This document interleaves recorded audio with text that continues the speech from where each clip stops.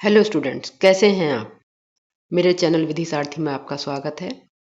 हम यहाँ सीपीसी की वीडियो आपको दिखा रहे हैं। इसमें हम शॉर्ट नोट कवर कर रहे हैं। पहला हमारा आ रहा है, जैसा आपको स्क्रीन पर शो हो रहा है, गार्निश। गार्निश ही कौन होता है? गार्निश ही जो होता है, उसको समझने के लिए पहले आपको समझना पड़ेगा कि कोई केस होता है, वो केस एक के पक्ष में होगा या दूसरे के पक्ष में। या तो वादी जो केस ला रहा है उसके पक्ष में हुआ तो कौन जीता? वादी जीता। और यदि प्रतिवादी के पक्ष में हुआ तो प्रतिवादी जीता। तो यहां पर आपको दो टर्म समझनी पड़ेगी। एक तो अनुज्ञप्तिधारी।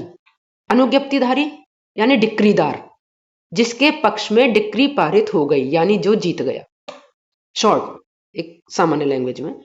और दूसरा निर्णित ऋणी, जिसके विरुद्ध डिक्री पारित हुई है या निष्पादन योग्य आदेश हो गया। तो यानी डिक्री होल्डर कौन हुआ? डिक्रीदार कौन हुआ? जिसके पक्ष में डिक्री पारित हुई, यानी जो जीत गया। और निर्णित ऋणी कौन हुआ? जो हार गया। अब जो हार गया है, सपोज मान लीजिए एक मकान की लड़ाई है। मकान की लड़ाई में ये कोर्ट ने तय, आपने कहा ये मकान मेरा है, एक दूसरा व्यक्ति है वो कह रहा है ये मेरा है।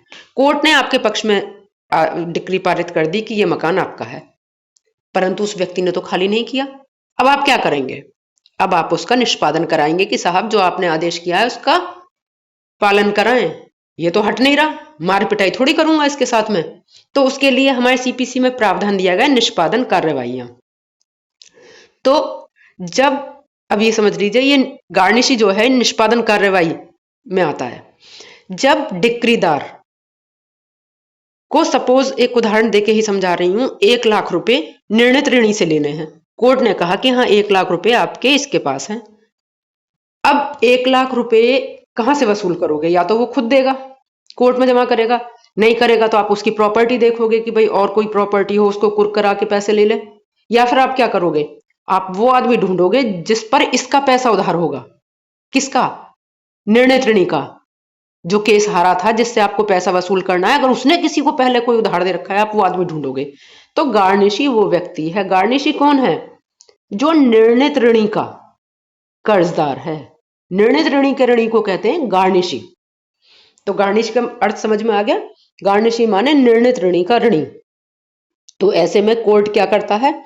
उस गार्निशी से ये कहेगा कि देखो जो तुम्हारे पास इसका पैसा उधार है निर्णित ऋणी का, ये तुम इसे नहीं लौटाओगे। अब ये आप अब कोर्ट में जमा करेंगे, क्योंकि जो डिक्रीदार है, जो मुकदमे में जीता है, उससे, जिससे आपने पैसे लिए, उसने 1,00,000 रुपए लिए थे उससे, और उस व्यक्ति के 1,00,000 रुपए नहीं लौटाए।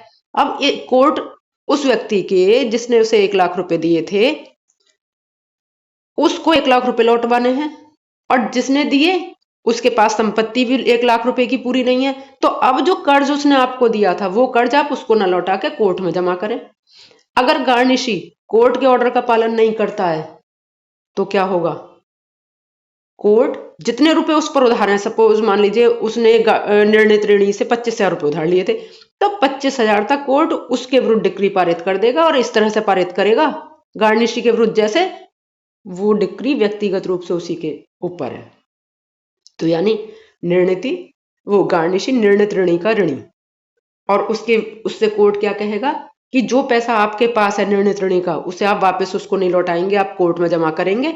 जिससे जो निर्णित ऋणी है, उसने जो पैसे डिक्री होल्डर से लिए हैं, अनुज्ञप्तिधारी से लिए हैं, डिक्रीदार से लिए हैं, वो उसको वापस लौटा दिए जाएं। अगर आप कोर्ट के आदेश का पालन नहीं करेंगे तो उतने रुपए तक जितने आपके पास हैं, आपके विरुद्ध डिक्री पारित कर दी जाएगी और ऐसे वसूला जाएगा। मान लो आपके विरुद्ध डिक्री है, ठीक है। तो ये आपको समझ में आ गया होगा। अब हम चलते हैं वादकालीन आदेश पे। वादकालीन आदेश का मतलब होता है दौरान वाद आदेश। ये आदेश वाद की विषय वस्तु को संरक्षित करने के लिए होते हैं, उसका प्रोटेक्शन करने के लिए होते हैं। ये आदेश कैसे होते हैं? मान लीजिए वाद की विषय वस्तु कोई ऐसी चीज है जो बहुत जल्दी से समाप्त हो जाएगी, फसल है, कोई भी चीज है, तो कोर्ट दौरान वादी ये ऑर्डर दे देगा कि इस फसल को बेच दिया जाए और इसके पैसे न्यायालय में संरक्षित रख दिए जाएं। फिर जब डिसाइड होगा ये किसकी है, उसको मिल जाएंगे। जिसकी फसल डिसाइड होगी उसको पैसे भी मिल जाएंगे, पर अगर जब तक डिसीजन तक रखा है इसे फसल तो मिलेगी भी नहीं। तो ये वादकालीन आदेश वो आदेश होते हैं जो दौरानवाद होते हैं। इनमें किसी पक्ष को ना लाभ होता है ना नुकसान होता है। ये किसी को लाभ या किसी का टाइटल तय नहीं करते, किसी के अधिकारों को तय नहीं करते, ना ही केस को ये समाप्त करते हैं। ये तो सिर्फ क्या होता है, वाद की विषय वस्तु को संरक्षित रखने के लिए होता है।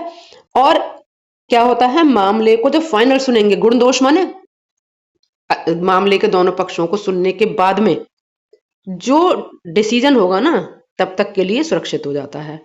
तो इसके क्या क्या हो सकते हैं, ऑर्डर 39 है इससे रिलेटेड। उसमें वादकालीन आदेश से संबंधित प्रावधान है 6, 7, 8 में। जैसे कोई चल संपत्ति, अभी मैंने आपको बताया, उसको निर्णय में कुर्क कर लिया था, वो शीघ्र नष्ट होने वाली है, तो कोर्ट क्या कहेगा, इसको बेच दीजिए और उससे जो पैसा मिल रहा है उसे कोर्ट में जमा कर दीजिए। या फिर किसी ऐसी संपत्ति जो वाद की विषय वस्तु है या जिसके बारे में कोई प्रश्न उत्पन्न हुआ है, उसको निरोध कर लेना।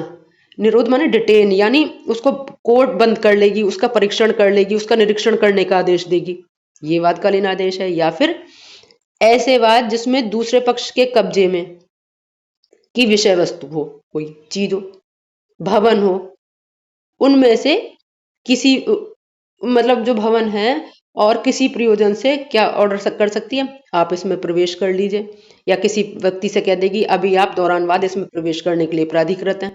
या फिर उक्त जितने भी प्रयोजन हैं इनमें से किसी भी प्रयोजन के लिए नमूना लिया जाना, अवलोकन करना, किन्हीं प्रयोगों को किया जाना जिससे पूरी जानकारी साक्ष्य प्राप्त हो सके। तो जो इस सब कार्य के लिए कोर्ट को आवश्यक प्रतीत होगा, कोर्ट उन सब का आदेश दे सकती है। आपने देखा इन सब आदेश में ये दौरानवाद होते हैं, किसी पक्षकार को कोई अधिकार दायित्व नहीं मिलता है। तो इस प्रकार इस वीडियो में गार्निशी और वादकालीन आदेश को बहुत शॉर्ट टाइम में समझाया गया, क्योंकि अगर बहुत लॉन्ग वीडियो बनाएंगे, 1-1 घंटे की, आधा घंटे की वीडियो खूब बन सकती है इन पे, पर उससे आपको कोई फायदा नहीं होने वाला, क्योंकि आपको इस समय में कम समय में सही तैयारी करानी है। बस इतनी तैयारी, इतना हेल्प करना है कि जो भी आपके पास सामान है मटेरियल मार्केट का, उसे आप आसानी से पढ़ सकें। Thank you. जय हिंद।